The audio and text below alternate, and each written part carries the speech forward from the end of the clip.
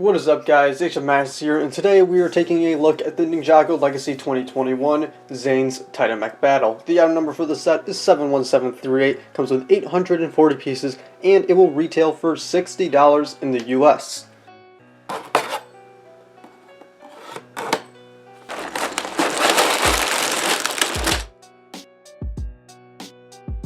So this new Zane Titan Mech is absolutely huge. Just for a little bit of perspective here, we got the two mechs side by side, the original one, the brand new one. This old one's like half the size of this new one. This new one is just an absolute huge increase on both size and detail. So let's go ahead and take a closer look at what I mean here. So I think probably the best place to start here is going to be the legs. The legs are probably the most similar thing to the actual original set, and you know, they got a little bit of some nice new things added in here. One of the cooler things is right on the sides here, they actually have little flaps for boosters inside. That's just a little small reference to the show and something that wasn't present in the original set. Nice little detail they got in there. The feet, there's not really a whole lot you can do with them.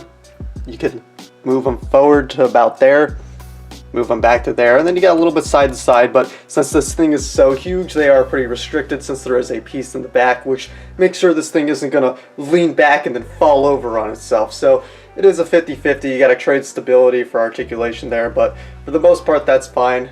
Also, up top, we have this sand blue area, and it's pretty simple, but we do get a sticker of Zane's symbol right in the corner, and then lastly, very top, there's just these little flap things which are adjustable, and that just kind of completes the whole look of the legs. The arms on this thing are absolutely massive. They're like huge, so he has these giant like shoulder contraptions which you think, you know, maybe restrict articulation, but nope, they move out of the way no problem. So that is, you know, great design work, good to see. There also is a sticker right up here, just adds a little bit of detail.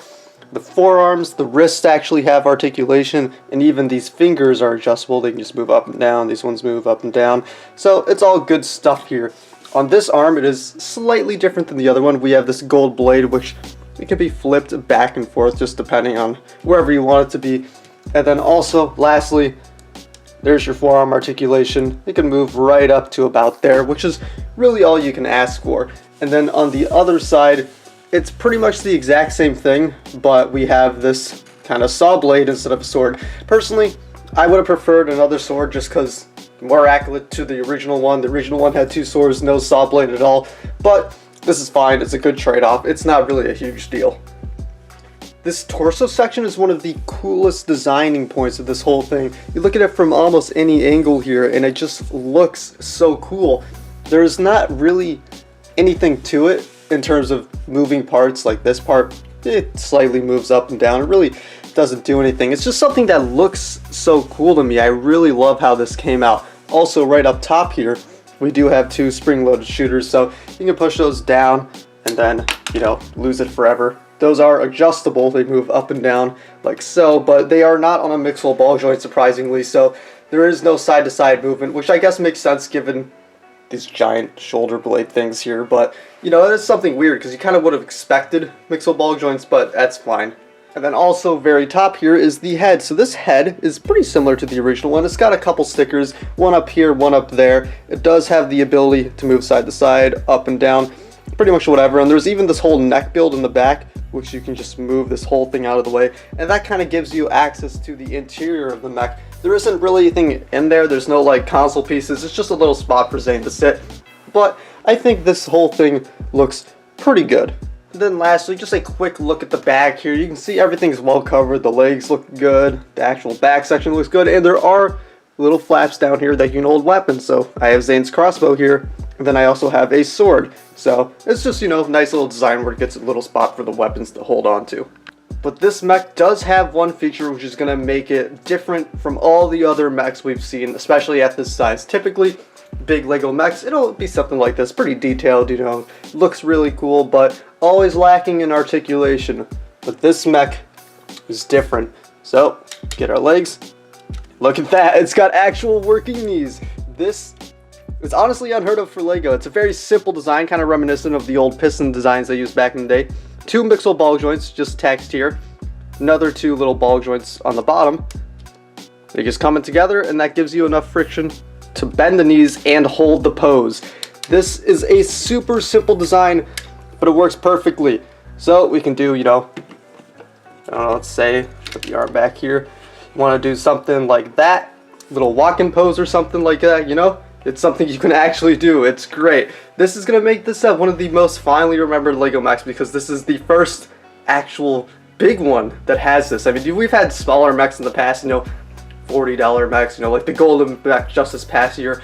But for a huge mech like this is actually a game changer, and it's a really solid design. The designer deserves a lot of credit for what they've done here.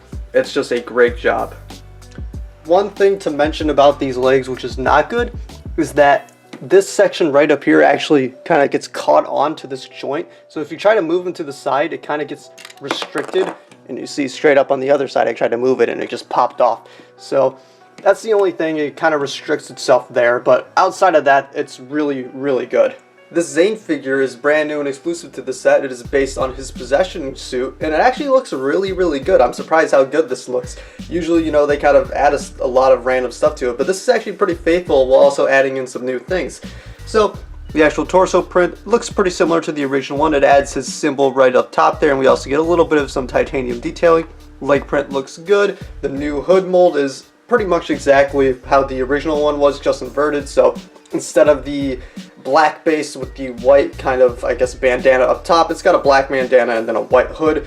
The back, it's got some solid printing. It's got this weird, like, lion-like symbol, which is kind of weird because it's kind of like his original symbol, but it's not. It's a little bit different. So that's, you know, it looks fine for what it is. He also does have that little, like, attachment point on the back of his head. And then lastly, we actually get Zane's hairpiece in this set, which is great because we have not got it in silver yet.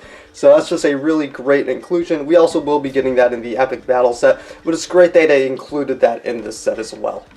The set does come with two Ghost Warriors. It comes with Gultar on the left here and then Soul Archer on the right. Gultar is exclusive to this set, but the actual prints here are the same. The torso print on the front, exact same. Torso print on the back, same thing. And then the face prints are even the same. The only difference is how they're built. Gultar, he has the half mask with the actual hat combo, and then Soul Archer has the straight up hood. So they are a little bit different even though they have the same prints. Gultar also does have this giant axe weapon. I'm not a huge fan of that because it's a little bit too big. He tends to fall over a lot, which is, you know, kind of annoying. But I do like that they did bring back the actual ghost sword mold for that weapon. So that's cool to see, but they're overall pretty solid figures.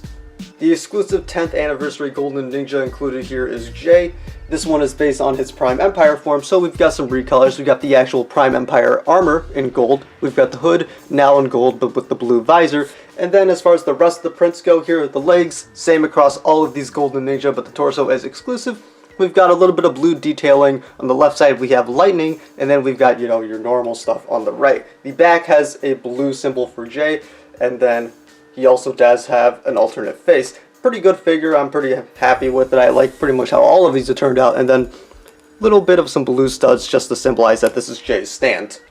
At $60, I really can't complain about anything about this set. It's just so well done. 3 out of 4 of the minifigures here are exclusive, which is always nice to see. Zane even comes with his silver hairpiece, which not only is that brand new, but, you know, it's just included in here. It's not something they had to do, but it's something they did do, which is really nice. And then, of course, your actual mech here is really good. The design I love. It just, if you look at it from the side, it just looks like a giant robot more so than a mech. Like, it doesn't look like something that someone's supposed to be piloting. It just looks kind of like its own guy, which I think is really cool. The knees, of course, you can't talk about this mech without talking about the knees. Those are just so well done. I mean, you look at the legs, it doesn't even look like they're there. You know, you can't really tell, unless if you're looking at the very back, those ball joints that kind of stick out. You can't really tell other than that they're even there, you know. The legs really aren't hindered in any way by the inclusion of them, and they're really only made better. It's just really good design work. I don't really have anything bad to say about this mech. I just think it's good all the way around, and honestly, it's probably one of the best Ninjago mechs out there. I won't say it's the best one, because I'd have to really think about that, but it's definitely up there. But that's going to be it. Thank you guys for watching. Until next time, I'll see you guys later.